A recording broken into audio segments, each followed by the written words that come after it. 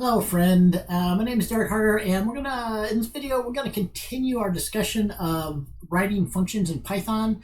So we're gonna get into a little bit more of the details. So we'll talk a little bit about local and global variables. So variables that you find inside of functions, and touch a little bit on what are known as global variables. Our other main goal in this video is we want to talk a little bit about the arguments, the inputs that you pass into functions in the form of arguments, and what you can do with input arguments into functions. Okay, so with that, if you're ready, let's go ahead and get started. So with that, the first thing we'll talk about is the concept of local variables and what's known as the scope of a variable. So a local variable is created inside of a function, and it cannot be accessed by statements that are outside of the function. Okay, so different functions can have local variables. That local variable can actually have the same name. So the scope of a variable that's local to a function is not shared with anything else. So it's only valid inside that function. That's what we mean, a little bit about what we mean by the scope. That's the part of the program in which a variable may be accessed. Variables can't be accessed until after they're defined. So even inside of a function, you can't actually access a variable before you define it. But then after you define a variable in a function, you can access it, but it can only be accessed inside of that function. You can't access that outside of the function, even for code that's executed after that variable is created local inside of a function. So, different functions can even have local variables with the same name. Each function does not see the other function's local variables, so there's no confusion. So here's our first example of a local variable, and trying to get at what we mean by scope.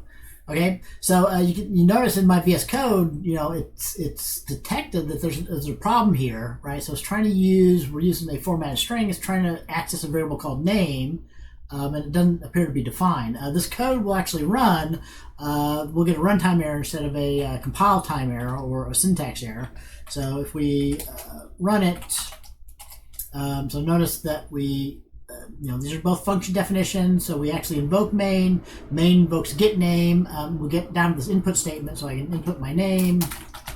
Right. So it assigns it. So here, name is actually a variable that's local to get name. So it's only valid inside of the scope here. So when we return back from get name, there's actually no variable defined called name in the scope of the main function.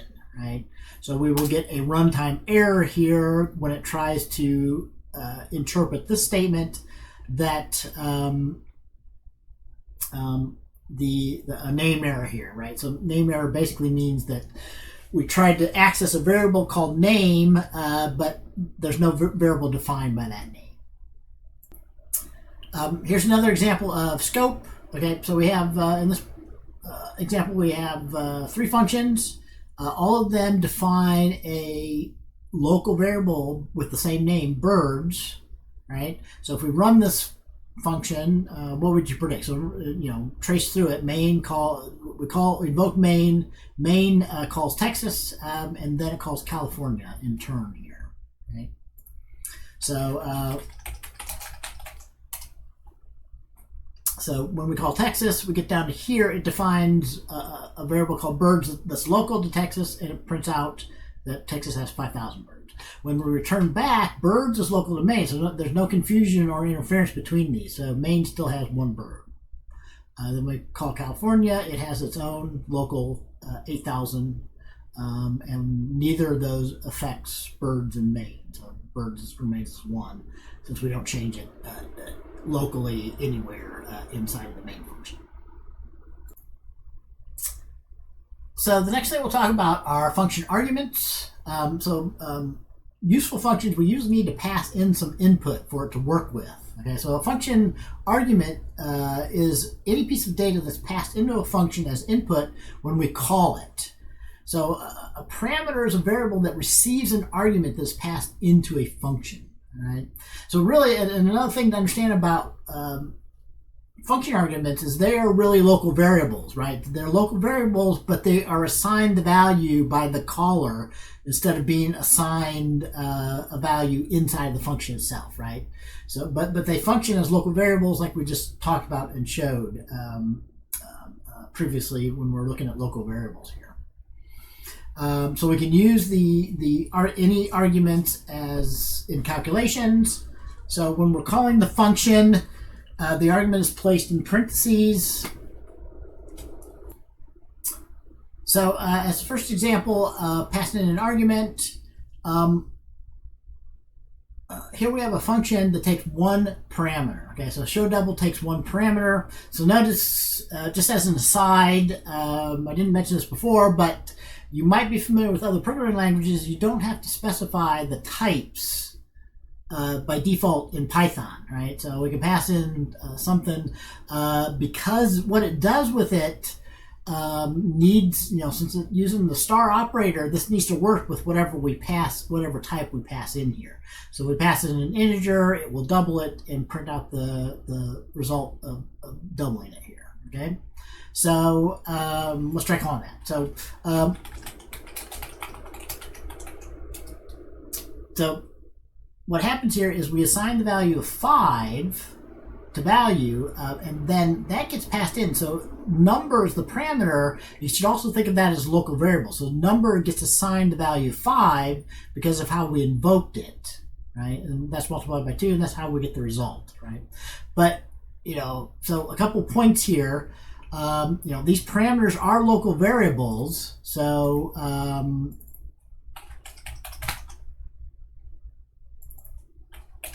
so if I'd use the same name,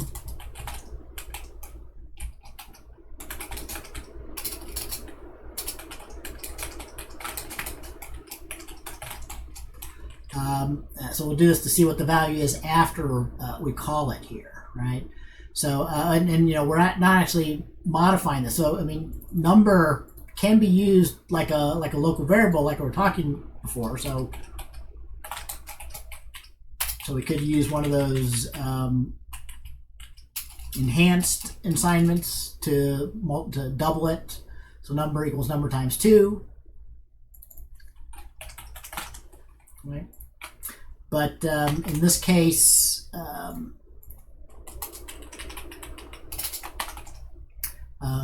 number is local here. So anything that we do, like modifying number, shouldn't affect it when we call it here, right? So let's go try that. So, we need to make this a formatted string. Right. So notice we have the same result inside of here, and we got 10 from doubling 5, but after we return back, this was local, so this parameter is local. So this number here is different from this number here, so it's still 5 in main due to the scope we talked about. And we might talk more about this later, but since Python, you don't really specify types when you're declaring things and passing them around, as long as it works. So when it interprets this, if the star operator is defined, it will do the thing. So in this case, we talked a little bit about star actually does repetition for strings.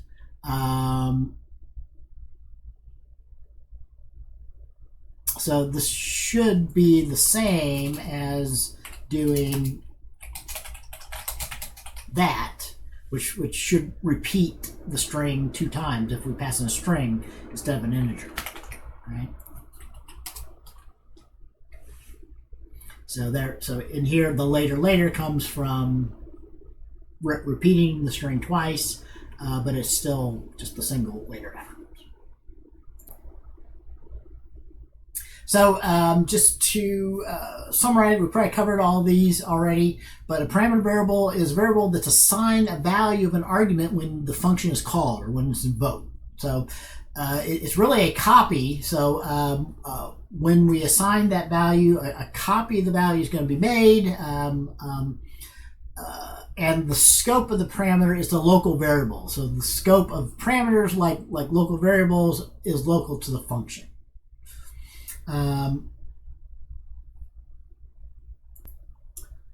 So you can actually pass more than one argument into a function.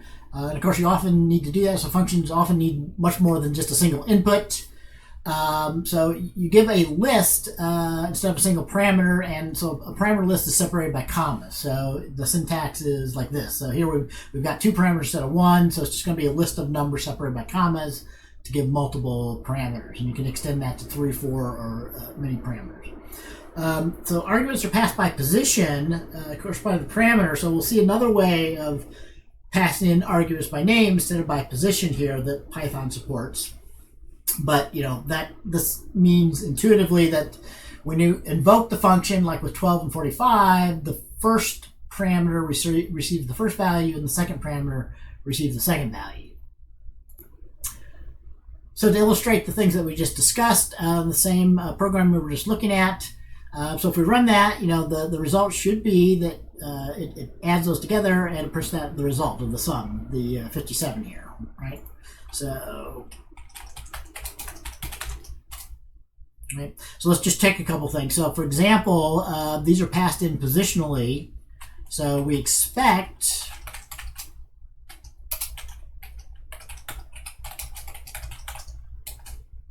that num1 has the first one and num2 has the second one. So if we do some print debugging here, we can add those in.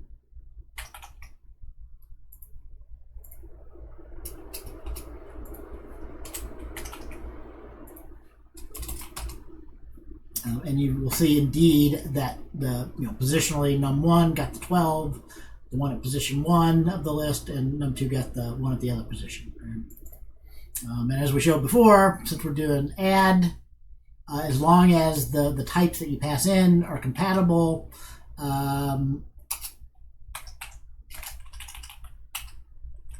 with the operations that are performed on the parameters, we could add them together, something like that. So we expect string concatenation to happen in this case here, right? Where the my string came in position 1, parameter came in position 2 for num2, and we concatenated those into this result. So we touched on these topics previously, but just to emphasize, the default thing that happens when you pass in a parameter value is it gets passed by value. Okay, so this is known as pass by value. So a copy is made. So in this code here, we're calling change me, and we're passing in a value. So actually a copy of the value 99 is made into the local parameter variable called arg here. So if I make a change to it, we won't see that change back in the after we return back from a call. There's ways usually if you want to communicate something back, you need to use a value returning function, which we'll talk about in the next video. Although there's other ways to pass something by instead of passing it by value. But normally in Python, you want to just return a result from a function to return something back, right? So, but yeah, since the default is passed by value, this gives really just a one-way or unidirectional way to communicate. So the caller can communicate input information into the function it's calling, and not vice versa, unless we use a value returning function, in which case the callee can return back a message or information as the result returned from the function. So we introduced the idea of positional arguments. I did want to mention keyword arguments because you might need these for some of our assignments and some of our quiz questions. So there's a second way, not all programming languages support something like this, but Python, you can give what are known as keyword arguments. So this specifies an argument by name or by keyword of which parameter it should be assigned to, right? So, and you can mix positional and keyword arguments. But yeah, if everything's a keyword argument, the position is going to be irrelevant. Or for keyword arguments, position is irrelevant. It's the name has to match. So it is possible to mix, as already mentioned. But if you do have a mix, you always have to have the positional arguments first, position 1, 2, 3, and then one or more keyword arguments in your list of parameters. Okay, so an example of this might be easier to understand. So the difference being, so when you're using keyword arguments, you need to use that when you're calling, right? So, and then these have to match a named parameter. So if I want to use all three of these as keyword arguments, I probably won't show an example of mixing keyword and positional arguments, but if everything's a keyword argument, it doesn't matter what order I have them in. So this will get assigned to the rate, this will get assigned to the periods, and this will get assigned to the principal when we call it, if we call this one here.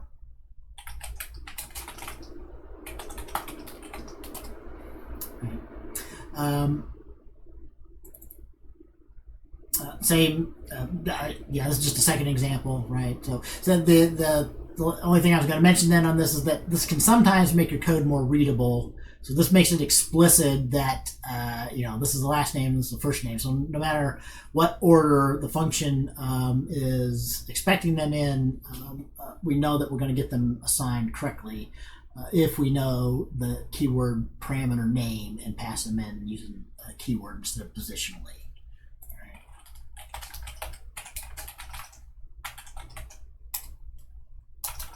First Derek, that's harder, and it will print those out reverse there. So it is possible to create global variables and global constants. So basically, these are just things that aren't scoped inside of a function. So anything you define outside of a function is global. It's actually global to within the file it's defined in.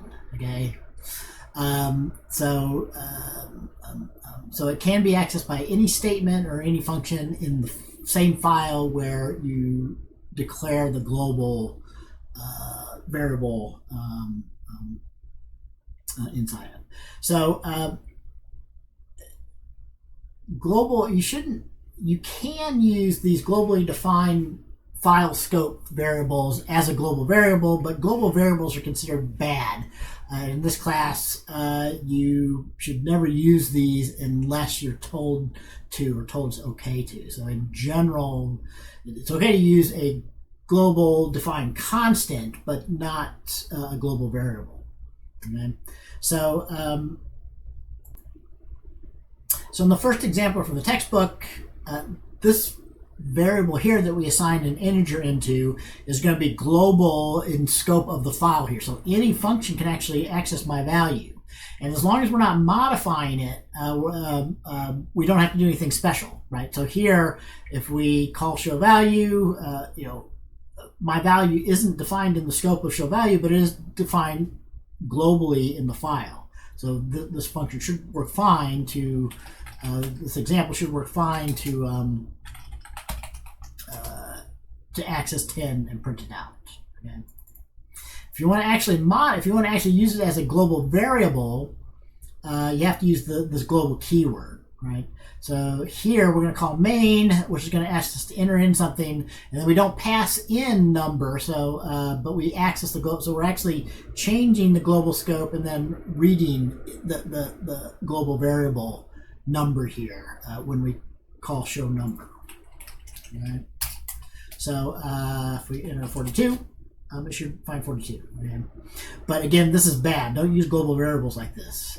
So the reason why, so if you don't use the global keyword, these really act as what would be called global defined constants in other programming languages. And in that case, before I get to that, so this isn't going to work because, this will work. So notice we define 0 for number. So if we run this, and we're going to get a number here, but this is going to be a different number. This is going to be, again, this is going to be local in scope to my main function.